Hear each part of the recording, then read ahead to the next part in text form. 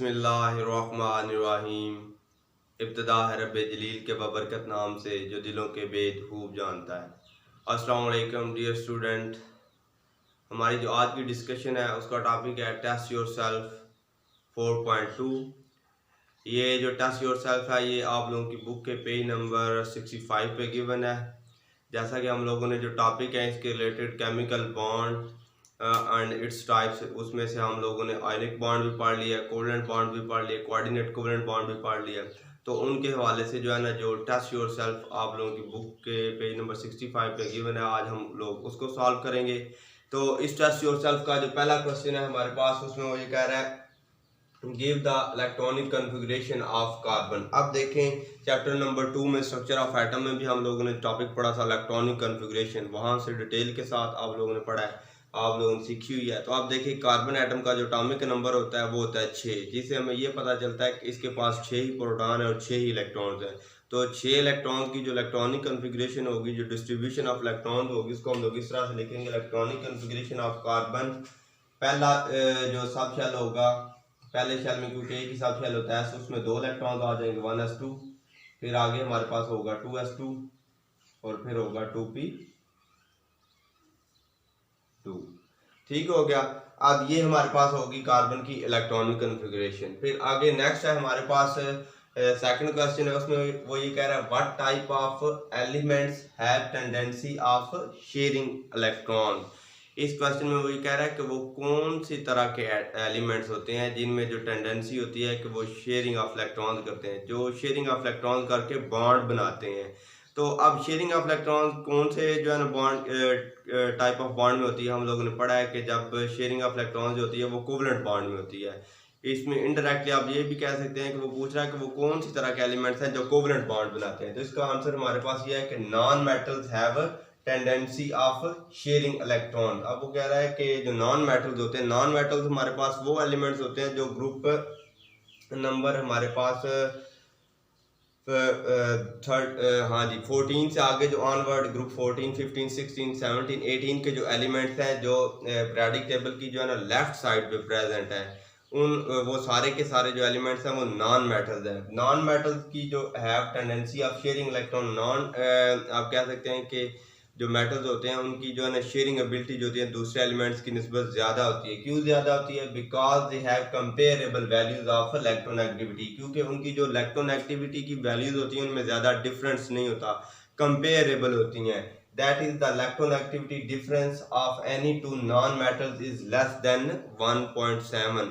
वो कह रहा है कि जब कोई भी दो नॉन मेटल्स को एक दूसरे के साथ उनकी इलेक्ट्रोनेगेटिविटी का डिफरेंस चेक किया जाता है तो वो 1.7 से कम आता है। हम लोगों ने पिछले लेक्चर में भी पढ़ा था कि नेचर ऑफ बॉन्ड चेक करने के लिए जब कोई भी दो बॉन्डेड एटम्स होते हैं उनके दरमियान अगर इलेक्ट्रोनेगेटिविटी का जो डिफरेंस है वो 1.7 से ज़्यादा होगा तो जो बनने वाला बॉन्ड है वो आयनिक होगा। अगर जो इलेक्ट्रोनेगेटिविटी का जो डिफरेंस है वो 1.7 से लेस होगा तो फिर शेयरिंग ऑफ इलेक्ट्रॉन्स होगी, शेयरिंग ऑफ इलेक्ट्रॉन्स की वजह से फिर कोवलेंट बॉन्ड बनेगा। तो यही वजह होती है कि जो नॉन मेटल्स में जो है ना टेंडेंसी ऑफ शेयरिंग इलेक्ट्रॉन्स होती है, क्योंकि उनकी जो इलेक्ट्रोनेगेटिविटी का जो डिफरेंस होता है वो 1.7 से कम होता है। अब कोई सी भी दो मेटल जैसा कि कार्बन नाइट्रोजन को कंपेयर कर ले, नाइट्रोजन फ्लोरीन को, ऑक्सीजन फ्लोरीन को, क्लोरीन सबको कंपेयर कर लें, उनकी इलेक्ट्रोनेगेटिविटी का जब डिफरेंस आप लोग चेक करेंगे तो उसकी जो वैल्यू आएगी वो लेस देन 1.7 होगी। ठीक है।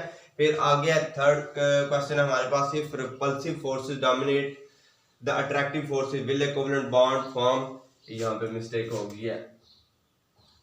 वो कह रहा है कि अगर जो है ना जो रिपल्सिव फोर्सेस होती हैं, ठीक है, वो अट्रैक्टिव फोर्सेस के ऊपर हावी हो जाएं, डोमिनेंट हो जाएं, तो क्या कोवलेंट बॉन्ड बनेगा। अब देखिए बॉन्ड फॉर्मेशन, जब बॉन्ड फॉर्मेशन होती है तो दोनों एटम्स एक दूसरे के करीब आते हैं, ठीक है, तो वहाँ पे रिपल्सिव फोर्सेस भी जो होती हैं वो ऑपरेट कर रही होती हैं और जो आप कह सकते हैं कि अपोजिट फोर्सेस दूसरी जो हमारे पास रिपल्सिव फोर्सेस, हाँ जी, जब बॉन्ड फॉर्मेशन हो रही होती है तो वहाँ पे रिपल्सिव फोर्सेस भी जो है ऑपरेट कर रही होती हैं और अट्रैक्टिव फोर्सेस भी जो है वो ऑपरेट कर रही होती हैं।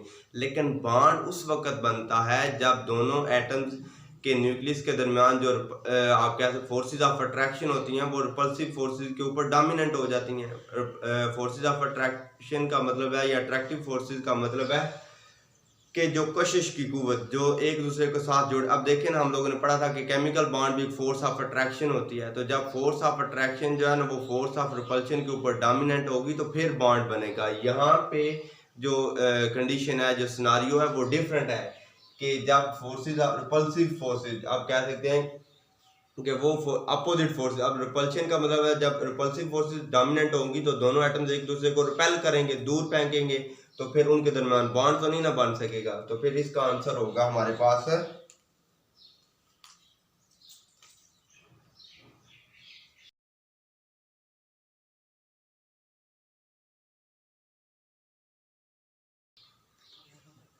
जी। तो इसका आंसर है कि if repulsive forces dominate the attractive forces a covalent bond will not form. जब रिपल्सिव फोर्सेस जो होंगी वो अट्रैक्टिव फोर्सेस के ऊपर डोमिनेंट हो जाएंगी, हावी हो जाएंगी, बर्तरी ले जाएंगी, तो फिर कोवेलेंट बॉन्ड नहीं बनेगा। ठीक हो गया। फिर आगे नेक्स्ट हमारे पास क्वेश्चन नंबर 4, उसमें वही कह रहा है considering the electronic configuration of nitrogen. अब देखिए इसकी जो स्टेटमेंट थी वो थोड़ी ज़्यादा थी, लंबी थी, तो मैंने हाफ लिखा है। ये क्वेश्चन नंबर 4 की जो स्टेटमेंट है वो हमारे पास ये है कि considering the electronic configuration of nitrogen atom, how many electrons are involve in bond formation and what type of covalent bond is formed. वो कह रहा है कि जो है ना जो इलेक्ट्रॉनिक कन्फिग्रेशन होती है नाइट्रोजन एटम की, उसको मद्देनजर रखते हुए ये बताएं कि उसके जो वैलेंस शेल में कितने इलेक्ट्रॉन्स होते हैं वो बॉन्ड फॉर्मेशन में इन्वॉल्व होते हैं, और उन जो इन्वॉल्व होते हैं उनसे किस तरह का जो है ना वो आगे एक जो केमिकल बॉन्ड बनता है उसकी नेचर कौन सी होती है। ठीक है। तो इस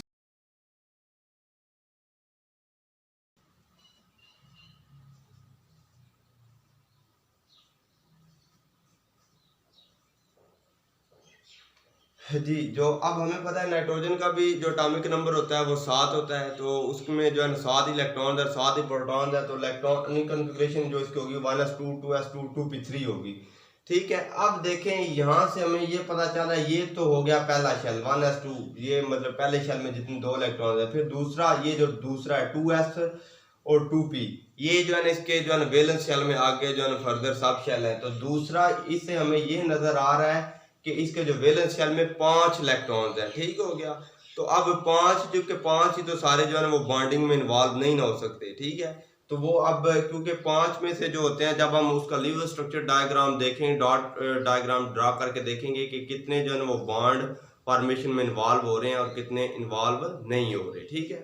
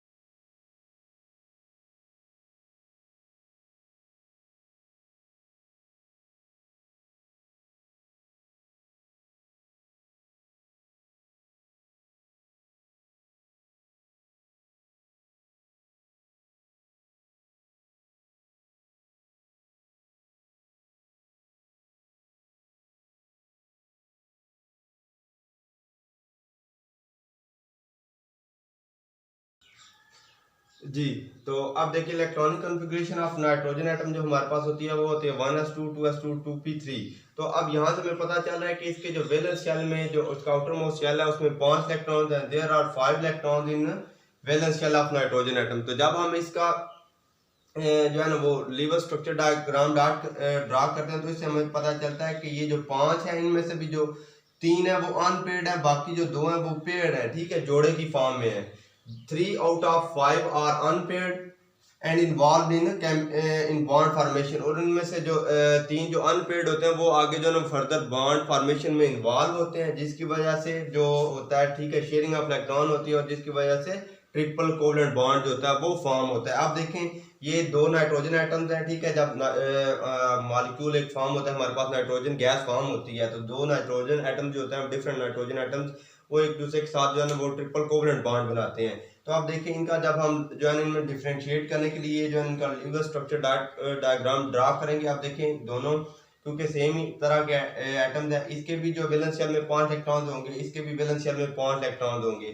थोड़ा सा डिफरेंशिएट करने के लिए इसके जो वैलेंस शेल में इलेक्ट्रॉन्स हैं उनको मैंने जो है ना वो क्रॉस के साथ शो कर दिया और इनको मैंने जो है ना वो डॉट के साथ शो कर दिया। और इनमें से भी जो पेयर्ड हैं आप कह सकते हैं कि पेयर्ड इलेक्ट्रॉन्स हैं, ठीक है, उनको मैंने जो है ना रेड के साथ शो किया और जो अनपेयर्ड हैं उनको मैंने ब्लैक के साथ शो किया। ये जो आगे ब्लैक है ये आगे जो है बॉन्ड फॉर्मेशन में इन्वॉल्व होंगे। तो जब ये एक दूसरे के साथ शेयरिंग ऑफ इलेक्ट्रॉन्स होती है तो दोनों एटम जो होते हैं वो 3 इलेक्ट्रॉन जो है वो डोनेट करते हैं, जिसकी वजह से ट्रिपल कोवलेंट बॉन्ड बनता है। और ये जो रेड है ये लोन पेयर की फॉर्म में नॉन बॉन्डिंग इलेक्ट्रॉन अवेलेबल होते हैं। Okay, clear.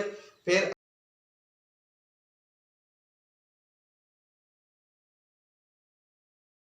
जी हमारे पास जो 5वां क्वेश्चन है उस वो है हमारे पास point out the type of bonds in following molecules. वो कह रहा है कि जो फॉलोइंग मॉलिक्यूल्स गिवन है क्वेश्चन में उनमें कौन कौन से जो है ना बॉन्ड है। फर्स्ट है हमारे पास CH4। CH4 का जो नाम होता है हमारे पास वो होता है मीथेन।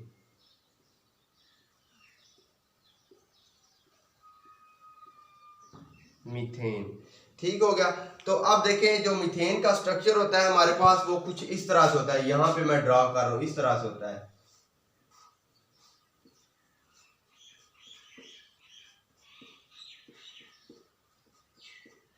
ये जो है ना ये हमारे पास मीथेन का स्ट्रक्चर है, ये जो गिवन है। तो अब यहाँ पे जो है ना इसमें 4 टोटल बॉन्ड जो होते हैं वो 4 होते हैं और 4 के 4 ही जो होते हैं वो सिंगल कोवलेंट बॉन्ड्स होते हैं।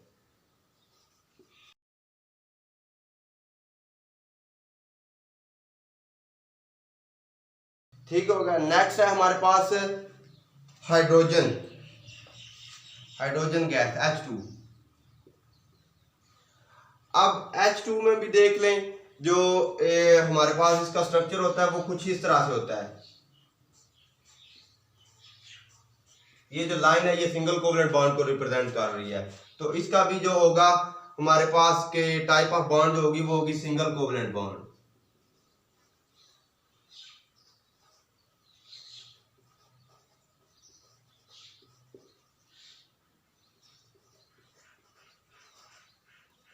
फिर आगे है हमारे पास नाइट्रोजन। नाइट्रोजन का जो स्ट्रक्चर है ये भी हम लोगों ने ड्रा किया है, ये होता है हमारे पास इस तरह से।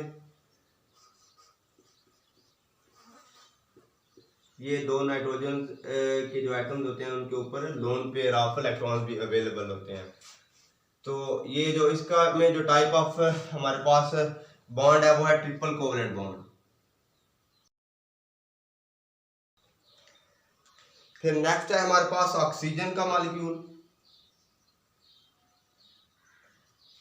इसका जो स्ट्रक्चर होता है हमारे पास वो कुछ यूं होता है।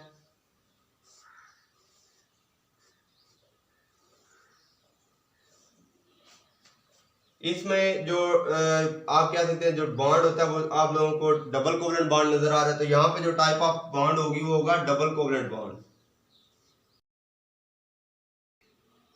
फिर अब ये एक रह गया हमारे पास वो उसका जो स्ट्रक्चर है जो फार्मूला है वो हमारे पास है C2H4।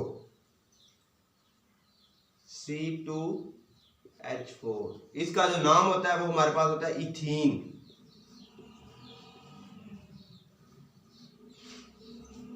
इथीन का जो स्ट्रक्चर होता है वो इस तरह से होता है।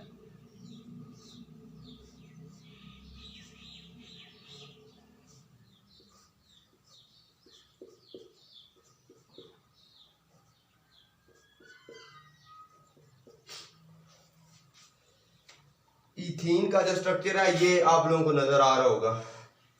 आप देख सकते हैं कि इसमें 2 कार्बन एटम्स हैं, 1 2 और 4 जो है वो हाइड्रोजन के एटम्स हैं। तो अब यहाँ पे जो टोटल बॉन्ड्स हैं 4 तो सिंगल बॉन्ड है और 1 डबल बॉन्ड है। Carbon carbon double covalent bond है और कार्बन हाइड्रोजन जो बॉन्ड है वो सिंगल कोवलेंट बॉन्ड है। यहाँ पे इस जो स्ट्रक्चर है जो हमारे पास हमें मॉलिक्यूल गिवन है C2H4 इथीन, इसमें 2 तरह के बॉन्ड है। Carbon carbon double covalent bond है, carbon carbon double covalent bond,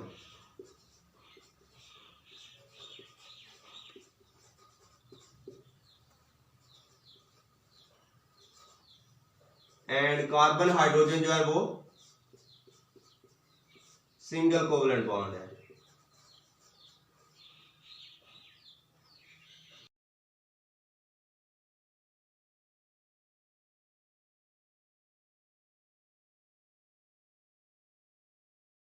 structure है C2H4 का इथीन का, वो ये गिवन है ये। और इसमें जो बॉन्ड होते हैं वो 2 तरह के होते हैं। ये कार्बन कार्बन जो है ना ये डबल बॉन्ड होता है और कार्बन हाइड्रोजन जो बॉन्ड है वो सिंगल कोवलेंट बॉन्ड है। ओके।